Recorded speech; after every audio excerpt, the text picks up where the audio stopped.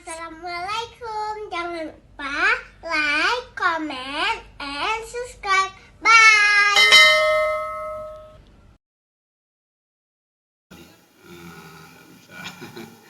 Maka tidak ada cerita di sana bagaimana. Tapi kita dengar hadis Nabi Sallallahu Alaihi Wasallam. Jemaah rahmatullah Subhanahu Wa Taala. Berbahagialah kita orang yang pernah mengantarkan jenazah. Berbahagialah kita orang yang pernah mengumikan jenazah. Oh, masya Allah. Ini giliran dia ya. Nanti saya juga akan begitu. Akan ada rasa seperti itu. Maka orang yang datang, yang salat jenazah itu, dia mendapat pahala sebesar gunung Uhud. Kalau dia ngantar sampai ke kuburannya, dapat 2 gunung Uhud. Besar sekali pahala. Cuma kita kadang-kadang ini kan kalau ada orang meninggal cukup di WA aja. Inna lillahi wa inna ilaihi raji'un. Kita anggap itu sudah selesai.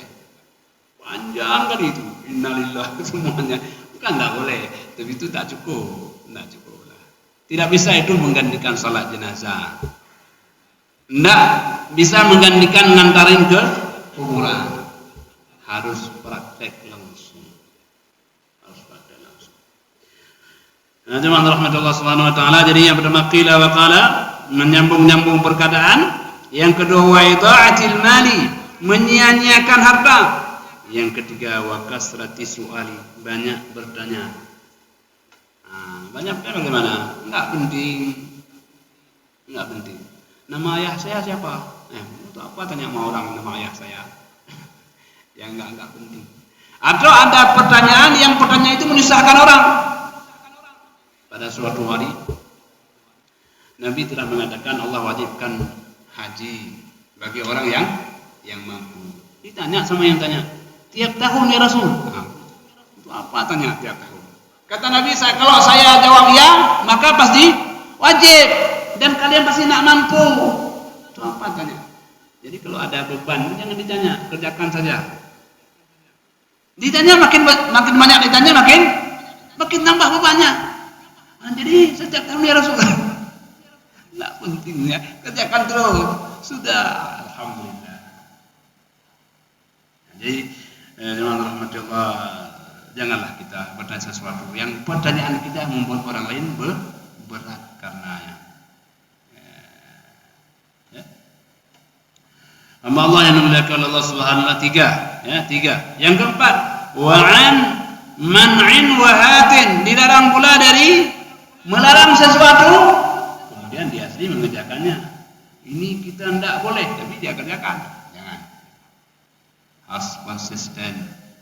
Ya, kita yang melarang, kita pula yang menidakkan. Begitu.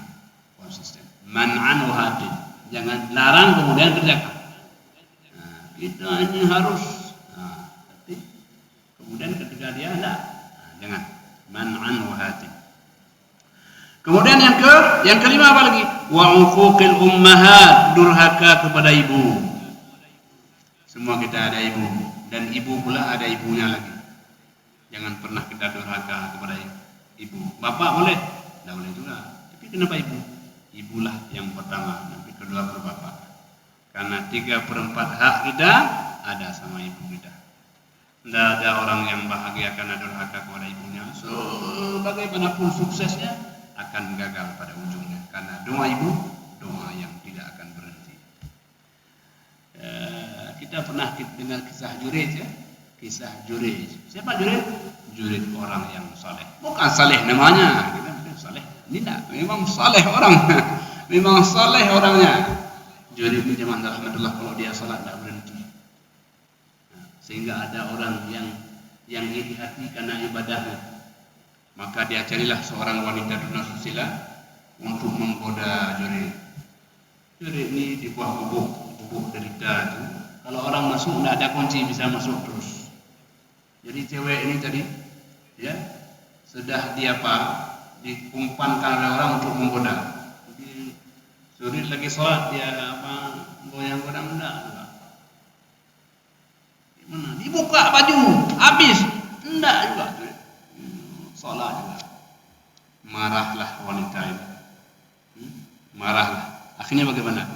Dia pulang, dia lihat ada seorang pengembala, dia ajak berzina.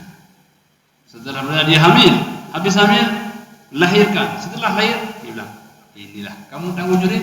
Orang yang saleh itu enggak, orang salah. Ini anak dia nih. Saya berzina dengan dia. Bayangkan. Kenapa kisah ini terjadi jemaah rahmat Allah? Karena pada suatu hari jurid lama tak pulang ke ibunya. Kenapa tak pulang? Jurid sibuk dengan ibadahnya. Oh, ahli ibadah. Saking sibuknya, dia lupa pulang kepada ibunya.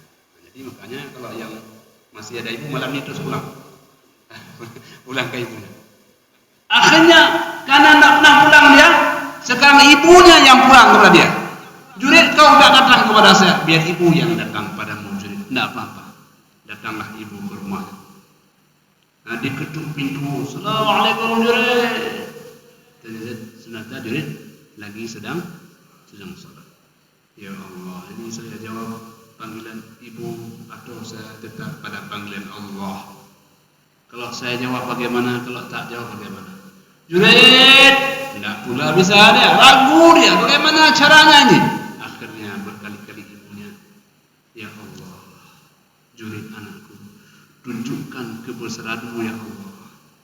Doa sepotong ibu cukup untuk memberikan pelajaran kepada jurid. Pulanglah jurid itu. Akhirnya itulah kisah tadi. Maka jemaah rahmati Allah Subhanahu wa taala, kisah itu bagaimana? Orang-orang kampung mengatakan, apa jurid saleh. Rupanya itu kerjanya. Akhirnya dirusaklah gubuknya itu. Kemudian dia dibawa kepada seorang raja. Ketika dia dibawa dalam perjalanan, orang teriak, jurid apa itu? Orang teriak. Dia tersenyum melihat teriakan itu. Sesampai kepada sang raja, dia kemudian ditanyakan, apa benar? Dia bilang tidak benar. Mana buktinya? Bahwa anak itu kepada saya. Anak yang tadi, yang masih bayi itu, coba bawa kemari. Maka ketika dia pegang kepalanya, kamu anak siapa? Kata jurid. Masih kecil, bayi, belum bisa ngomong. Tapi dengan izin Allah ngomong dia. Kamu anak siapa? Saya anak pengembala. Kan betul anak pengembala, bukan saya. Jadi kenapa juga kamu ketawa-ketawa tadi ketika di jalan? Saya sadar bahwa itulah doa ibu kepada saya. Saya sadar. Makanya saya ketawa, senyum saya bahwa saya salah atas kesalahan saya kepada ibu saya. Jurid, kau orang baik. Apakah kami harus bangunkan rumah yang mewah untukmu? Jangan. Saya tidak perlu rumah mewah, tapi cuma perbaiki saja gubuk reor saya kembali agar saya bisa beribadah kembali. Itu jadi doa seorang ibu. Kisah jurid akan diingatkan kepada kita. Jadi yang masih ada ibu malam ini, patutlah minimal telepon, Bu, besok saya pulang. Kenapa nak? Kisah jurid telah ingatkan saya. Jemaah rahmatullah subhanahu luar biasa doa seorang ibu.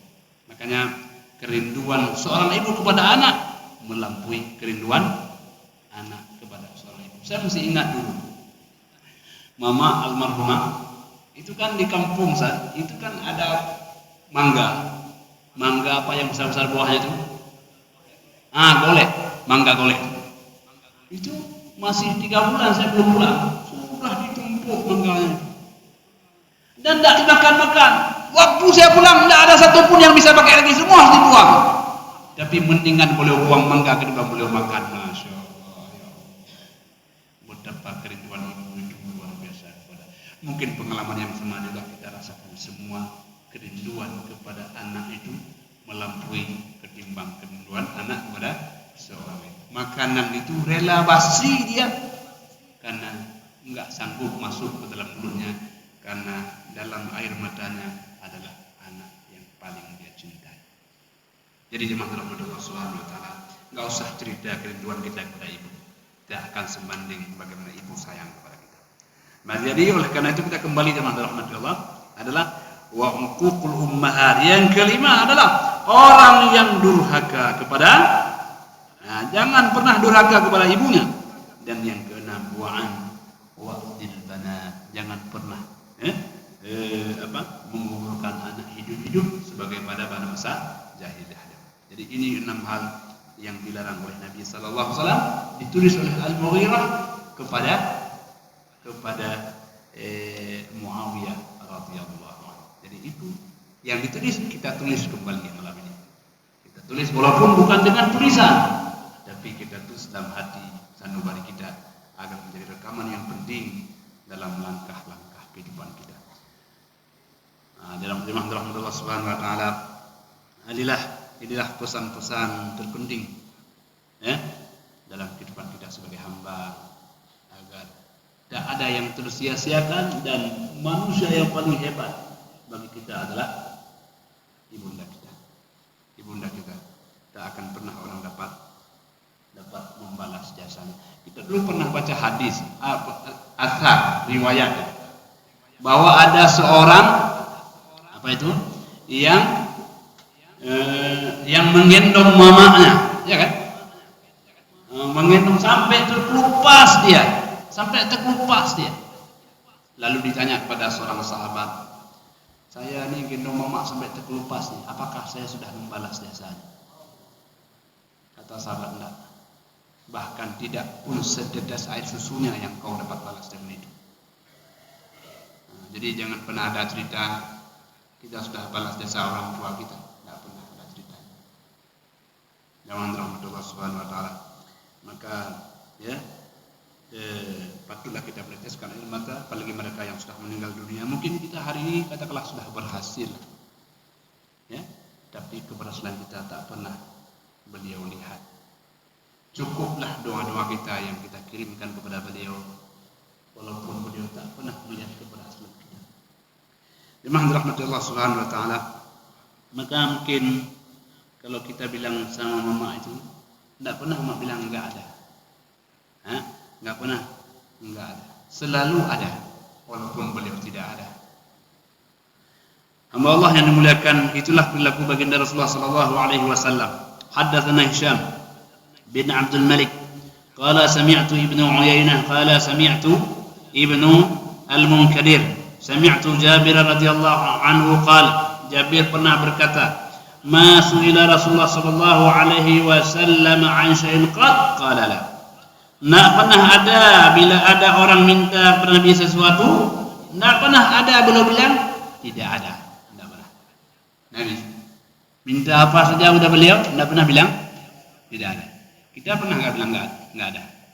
Bukan pernah Pak, sering nggak ada, sering kan? Sering. Nabi tidak pernah ada. Bila orang minta sesuatu kepada beliau, tidak pernah bilang nggak ada. Paling-paling beliau menjanjikan besok, lusa, tapi belum usahakan ada dengan segala ketidakadaan beliau. Nabi bukan orang kaya. Nabi tidak punya harta seperti kita. Kita punya mobil dan sebagainya. Nabi tidak punya. Tapi bila ada orang minta kepada beliau, beliau tidak pernah bilang tidak ada. Karena beliau tidak pernah bilang tidak ada, maka Allah adakan apa yang beliau tidak ada. Sampai Allah mengatakan Muhammad, aku berikan kepadamu kunci bumi ini. Masya Allah. Aku berikan kepadamu kunci bumi ini. Tanpa mengurangi nikmatmu nanti di yaumul mahsyar, wahai Muhammad. Dan bilang jangan ya Allah, jangan. Cukuplah itu sebagai simpanan untuk hari kelak nanti. Dan kalau kita ditawarkan begitu langsung cepat, bagus sekali ya Allah, alhamdulillah. Begitu. Nabi tidak. Justru kita diuji ketika tidak ada. Itu diuji kita. Hamba Allah yang dimuliakan oleh Allah Subhanahu wa taala. Jadi ini contoh yang luar biasa pada baginda Rasulullah sallallahu alaihi wasallam. Kemudian berikutnya, ketika kita bicara bakhil, bicara harta.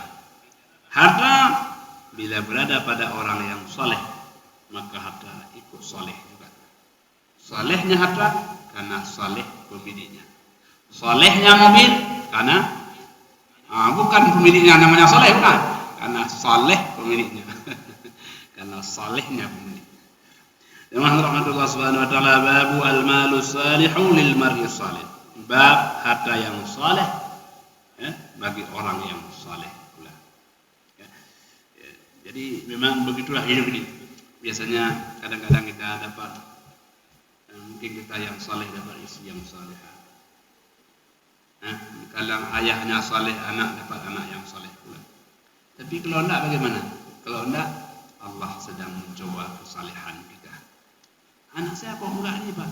Allah lagi mencoba kesalehan kita. Saleh kita sedang diuji oleh Allah Subhanahu wa taala. Hamba Allah yang dimuliakan Allah Subhanahu wa taala, haddatsana Abdullah bin Yazid, qala haddatsana Musa bin Ali. Qala sami'tu abi yaqul. Kata Musa bin Ali, saya pernah mendengar ayah berkata, sami'tu Amr bin As radhiyallahu anhu yaqul. Kata ayahnya, saya pernah mendengar Amr bin As. Jadi cerita atas cerita. Apa kata Amr bin As? Yaqulu ba'atha ilayya an-nabiy sallallahu alaihi wasallam. Ada orang datang kepada saya, utusan Nabi sallallahu alaihi wasallam. Fa'amani an akhadha alayya thiyabi wa silahi. Kata Nabi perintahkan saya pakai baju dan bawa senjata. Summa ataituhu, kemudian saya mendatangi Nabi sallallahu alaihi wasallam. Fa fa'altu, lalu aku pun menurutinya.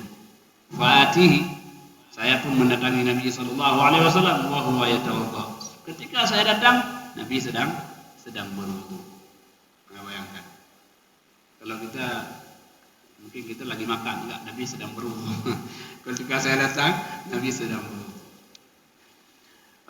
Fa sa'ada ilayya al-basar. Lalu ketika saya datang, beliau lihat dari atas ke bawah, lihat pakaian saya, kan gitu ya.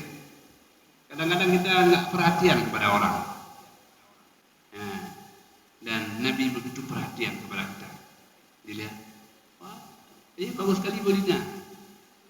Jadi Nabi itu sangat perhatian. Kita kalau pulang ke rumah perhatian sama istri ya. Udah pakai celak, udah biasa aja. Bang gimana Bang? Alah biasa aja. Kasihlah sikit ponten. Oh Masya Allah cantik kali, Masya. Kan gitu. Ini dilihat pun enggak. Nah ini pulang ke rumah nanti kita lihat, kita pandang istri, Masya Allah. Cantik kali dia. Itu. Nabi SAW beliau pandanglah. Siapa? Amr bin As. Dia toleh, Nabi tolehnya semua tak angguk lagi. Mantap, ya angguk, memberikan apresiasi, penghargaan. Ya. Anak kita pulang bawa sertifikat, ayah, ini dapat sertifikat. Alah kamu, ayah lebih lagi. Masya Allah, ananda hebat, cium dia. Mantap kali kamu ya. Nah, itu Nabi begitu memberikan penghargaan, hatta kepada siapapun. Nah, kalau kita belum, bolehlah kita ikuti jejak Nabi SAW dalam memberi penghargaan kepada orang lain. Dan itu murah-murah saja, nggak pakai modal, nggak pakai modal. Nah, murah-murah saja, nggak pakai modal. Tapi bakhil kadang-kadang untuk keluar ucapan ini bagus sekali, bakhil kali itu. Enggak akan keluar kata-kata itu. Mahalnya kata itu. Jemaah rahmatullah subhanahu wa ta'ala. Thumma qala, Nabi berkata, ya Amr, inni uridu an ub'ithaka ala jaysh. Saya hendak mengirimmu dengan satu tentara, dengan kelompok tentara. Fayughnimakallah, semoga Allah memberikan kamu ghanimah. Wa arghabu laka rughbatan minal mali salihah. Saya kepingin kamu nanti mendapatkan harta yang salihah, harta yang baik. Kamu orang baik, maka layaklah mendapat harta yang baik.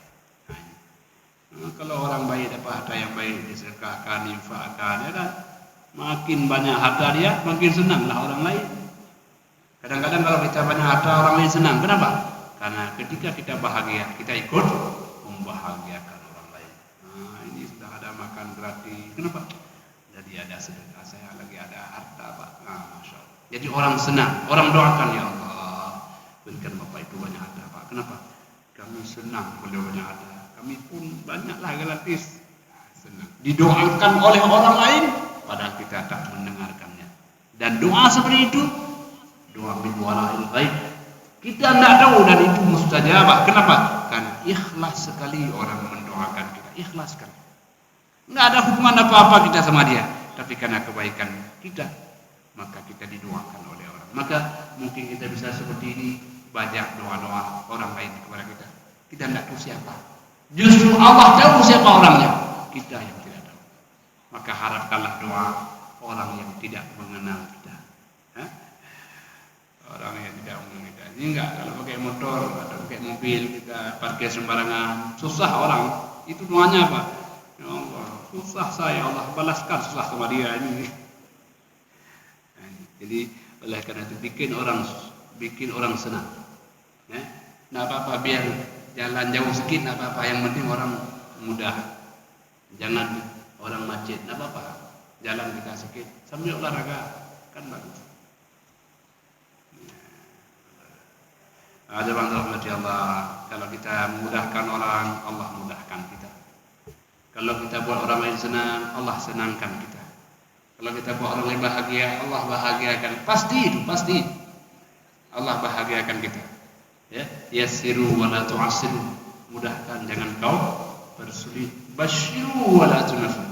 Nah, berikan kabar gembira kepada orang lain, janganlah engkau membuat orang lain daripada aku. Nah, jadi Nabi kalau sudah datang, Nabi itu ramai orang mau duduk sampai beliau. Mau orang-orang enggak kasih tempat orang yang duduk, dia dekat dengan Nabi begitu. Hingga turun ayat. Alladzina amanu, idza qila lakum tafassahu fil majalisi fafsahu yafsahillahu lakum. وإذا قيل انشزوا فانشزوا يرفع الله الذين آمنوا منكم والذين أوتوا العلم درجات. Nah, orang kan kalau datang Nabi itu semua mau dekat dengan Nabi agar orang lain tak dapat tempat. Maka turunlah ayat. Bila dikatakan geser-geserlah, biarlah orang dapat juga sampai Nabi. Memang siapa sih enggak rindukan Nabi? Semua rindu Nabi. Tapi kasih kesempatan orang lain. Begitulah Nabi, orang yang dirindukan. Sejak dahulu masih beliau ada, sampai hatta beliau sudah tiada dalam dunia ini. Orang yang dirindukan. Jadi kalau kita ingin dirindukan orang, rindukan orang lain. Sebutlah nama orang lain. Ini seorang juga akan menyebut.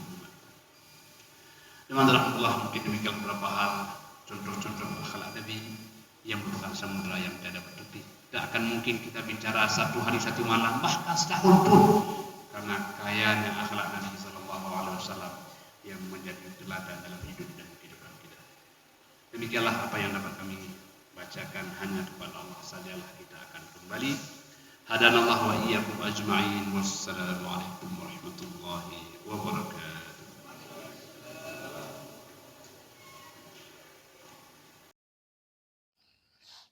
Terima kasih.